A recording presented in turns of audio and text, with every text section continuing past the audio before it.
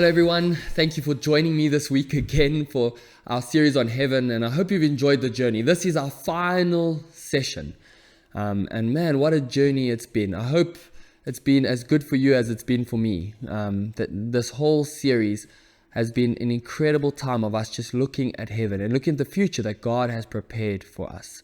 And I really hope that this series has created a sense of worship in your heart for how incredible our Father in heaven is, the incredible work that Jesus has done on the cross and what he has redeemed for us, far more than we ever thought or imagined. So anyway, this is session 9. This session is called Living in Light of Heaven, or Living in Light of Eternity. And I want to look at this session at what it means to set our minds on heaven and to live our lives practically in light of heaven. And so I hope that this session will be practical and really help you to start to think more about heaven and add this theology of heaven to your daily, just your daily thoughts, your daily rhythms. Because I really think daily we should be thinking and marveling at the wonder of the future that God has got for us. And so I'm going to start off this session with a quote from theologian Donald Blosh. And this is what he says. He says, "Our greatest affliction is not anxiety or even guilt, but rather homesickness, a nostalgia or ineradicable yearning to be at home with God." So the first thing we have to recognize is that we are homesick. We are. We were not meant for this place. This place called earth, or the old earth, is not our home. We were made for another place. We were made for another home. The new earth will be our home. Everything in us, all the tensions in us exist because we're homesick. We were made for another place. As Hebrews 13:14 says, "For here we have no lasting city, but we seek the city that is to come." That was the heroes of the faith even, keeping their eyes on the city was to come. They knew they were exiles and strangers in this world, and that their home was in heaven. And two common mistakes we make when we think about heaven is either we think too spiritually about heaven. We imagine it being one long church service, or we imagine us being disembodied spirits. And another mistake we make is we think too materialistically about heaven. We think, well, okay, Nathan, you've just told me heaven will be earthy and physical, and I don't want to work, and I don't want it to be like earth, and I don't want my life. But friends, we need to be careful not to think too materialistically or spiritually about heaven. Heaven will be incredible. We have no idea what it will mean to work in heaven without any curse, to have the depth of friendships we will have in heaven, the feasting, the laughing, the being with God. What family will be like without the curse. Just everything that heaven has for us will be far more incredible than you can imagine. I want to mention this verse for one last time. 1 Corinthians 2 verse 9.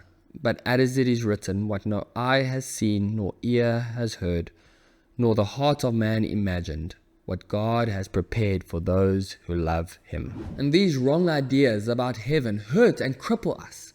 They cripple us even as we live our daily lives now. They call us to live with FOMO, the fear of missing out. If we don't understand or have a good view of heaven, we begin to live as if our best life has to happen now.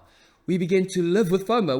We think, oh, what happens if I die one day and I haven't married? Or what happens if Jesus comes back before I get married and have children? And what happens if I haven't read all the books or watched all the movies or heard all the songs? What happens if I haven't traveled? And all those things we fear because we don't have a correct understanding or the glorious view of heaven, of what is coming. Friends, if we understand the life we will live one day, the incredible heaven that God has prepared for us, we don't have to live our best life now. We don't have to move to Australia or go live by the sea right now. We can live in difficult places. We can live with load shedding.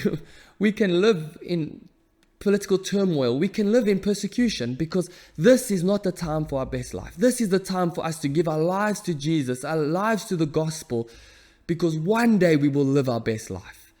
Cultivating a desire for heaven is key to us living effective lives. That's the quote I started this series off with. If we want to live effective lives on this world, we have to cultivate a view of heaven.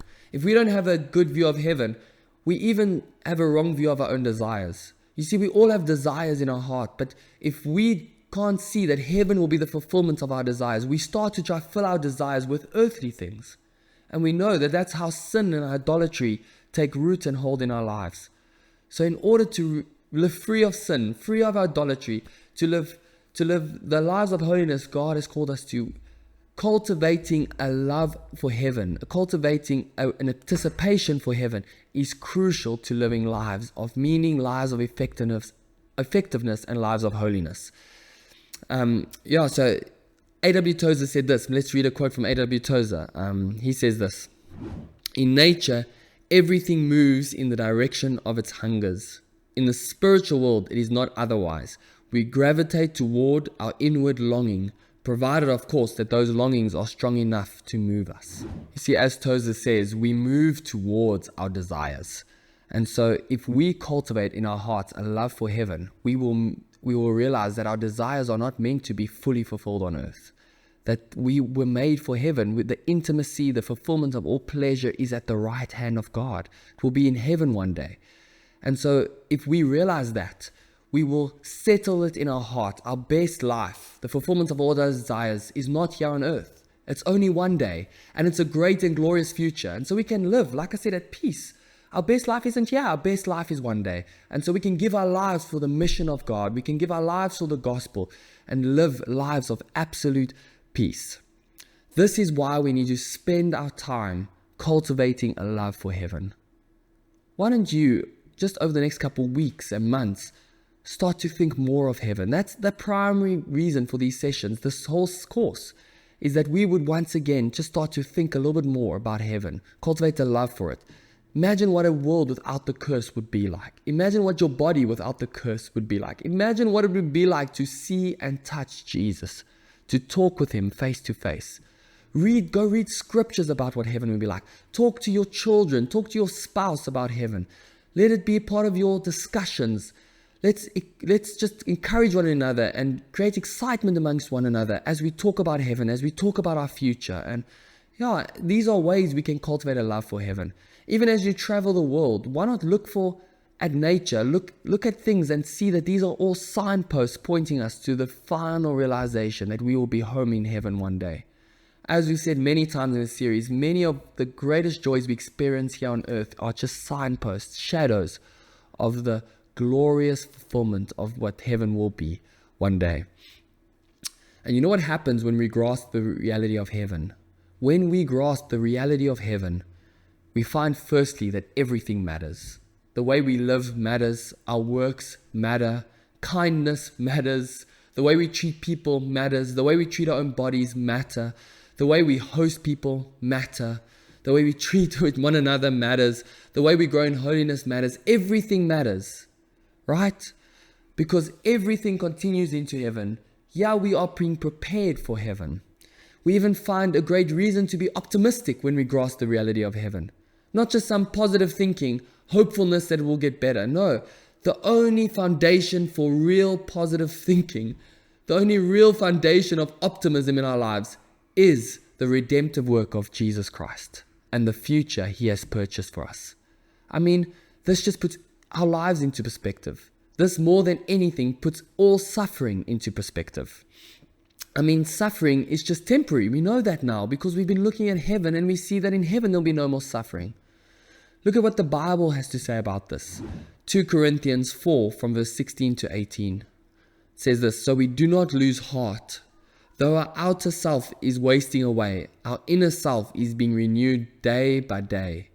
For this light momentary affliction is preparing us for an eternal weight of glory beyond all comparison, as we look not to the things that are seen, but to the things that are unseen. For the things that are seen are transient, but the things that are unseen are eternal." You see, grasping the reality of heaven doesn't eliminate pain. But man, it lessens it and it puts it into perspective. Puts our lives into perspective. And it helps us dignify our trials. It helps us dignify our suffering when we are able to look at our suffering through the lens of our future, through the lens of the hope that we have in Jesus Christ. So when we grasp the reality of heaven, another thing is we also have an accurate view of death, right? Death is just merely like passing from one room to another, passing through a door. The Bible talks about death as falling asleep. Heaven helps us have an accurate view of death. Look at what some scripture says about it. 1 Corinthians 15 verse 54 to 55 says this: when the perishable puts on the imperishable, and the mortal puts on immortality, then shall come to pass the saying that is written, death is swallowed up in victory. O death, where is your victory? O death, where is your sting? Romans 8 verse 35 to 39 says this: who shall separate us from the love of Christ? Shall tribulation or distress or persecution or famine or nakedness or danger or sword? As it is written, for your sake we are being killed all the day long. We are regarded as sheep to be slaughtered. No, in all these things we are more than conquerors through him who loved us. For I am sure that neither death nor life, nor angels, nor rulers, nor things present, nor things to come, nor powers, nor heights, nor depth, nor anything else in all creation will be able to separate us from the love of God in Christ Jesus our Lord. If heaven is so wonderful, as we've been looking at, if our future is so incredible, you might even ask, what's the point of living now? But can I say, if you are still alive and there's breath in your lungs, you have to know that this is where God wants you right now. This is where God has placed you. The psalmist says that God numbers our days. And if so, you still have days left on earth. You must know God is still at work at you. God has still things that he wants to accomplish through your life on earth. God is preparing you in many senses. He's getting you ready for heaven. He's expanding your capacity for joy. He's expanding your capacity for him. And so the work that God is doing in and through you in this world definitely matters. And friends, that just reminds me again that we will be able to take nothing to heaven with us. We have one life, and the only thing we can take with us, the only thing that will last, are things that we've done for the glory of God. Possessions and cars and money we won't be able to take with us. But everything done for Jesus is eternal. Every rand given, every minute serving, every glass of water shared, every time you just loved your spouse, loved your children, every nappy change, everything done for the sake of Jesus, everything done for obedience to Jesus is eternal. Right? And so you do only have one life. But man, there's things we can do in this world that will last forever. And so it gives us such a renewed perspective on the importance and the significance of our lives right now. And so looking forward to heaven gives great value to our works on earth. But not only that, can I say, looking forward and anticipating the wonders of heaven also gives us great power to live lives of holiness. Look at what Randy Alcorn has to say about this. He says this: when we realize the pleasures that await us in God's presence, we can forego lesser pleasures now. When we realize the possessions that await us in heaven, we will gladly give away our possessions on earth to store up treasure in heaven. When we realize the power offered to us as rulers in God's kingdom, a power we could not handle now, but will handle with humility and benevolence then, we can forego the pursuit of power here. To be heaven-orientated is to be goal-orientated in the best sense. So cultivating a view of heaven, grasping the reality of heaven, is a power to live lives of holiness. It's a power for us to put away sin. You know, my wife Heather, she loves mountain biking. She loves few things as much as getting on a mountain bike. Specifically, if there's a bit of mud and it's a bit rainy, and just going and having a blast and coming back home full of mud, full of dirt. My wife loves that. She loves doing that. But if you'd asked her an hour before we were about to get married, after she had been spending the whole day getting her hair ready in a wedding dress, if she wants to go mountain biking in the mud, she would definitely have said no. Why? Because she doesn't love mountain biking? No, because her goal on that day was to get married, not to go mountain biking. And so because she had a goal that day, because she had a vision of her wedding, she had a vision of the future, she's able to say easily no to mountain biking because she's saving herself. She wants to be clean and white for the day she walks down the aisle. Friends, in a very similar way, when we cultivate a love for heaven, why would we want to mess with the mud of sin? Right? When we know we are being prepared as a bride for Christ, that he's adorning us, that he's making us pure and holy, why would we want to mess around? You see, we often start to mess around when we lose view of the goal of our lives. We lose view or perspective on the future that God has called us to. You see, heaven changes everything. 2 Peter 3 verse 11 to 14 says this: Since all these things are thus to be dissolved, what sort of people ought you to be in lives of holiness and godliness, waiting for and hastening the coming of the day of God, because of which the heavens will be set on fire and dissolved, and the heavenly bodies will melt as they burn. But according to his promise, we are waiting for new heavens and a new earth, in which righteousness dwells. Therefore, beloved, since you are waiting for these, be diligent to be found by him without spot or blemish and at peace.